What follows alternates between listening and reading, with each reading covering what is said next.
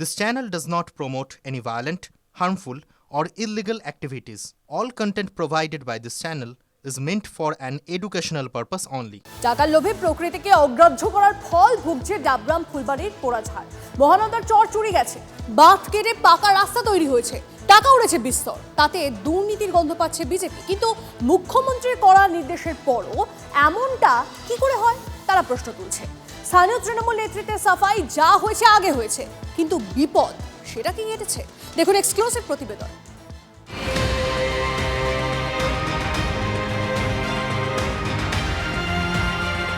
ভারত নদীমাতৃক দেশ, নদীকে ঘিরেই গড়ে উঠেছে সভ্যতা। কিন্তু নদীকে নিয়ে ছেলে খেলা হলে কি হয়?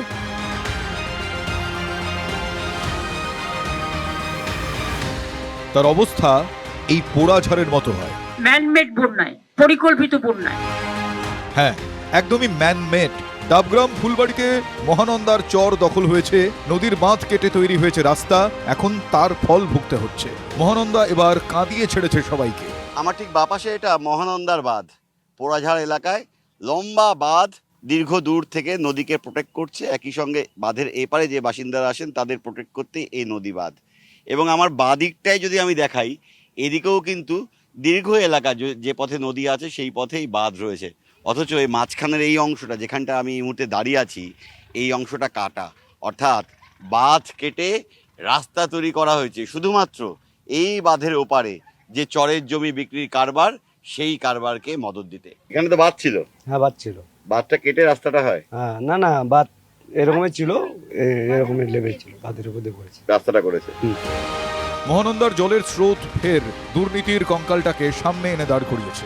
তৃণমূল নেতার বিরুদ্ধে জমির কারবারের সেই পুরনো অভিযোগ ঘুরপাক খাচ্ছে আকাশে বাতাসে। এই রাস্তাটা কবে তৈরি হয়েছিল? মোটামুটি 3 বছর ধরে রাখো। এই যে বাঁধের উপর দিয়ে কোন দিক দিয়ে নিয়ে আসতো রাস্তাটা? রাস্তাটা স্কুল ঘরে আসছে। কারা বানিয়েছিল রাস্তাটা? এটা তো পঞ্চায়েত থেকেই বানিয়েছিল।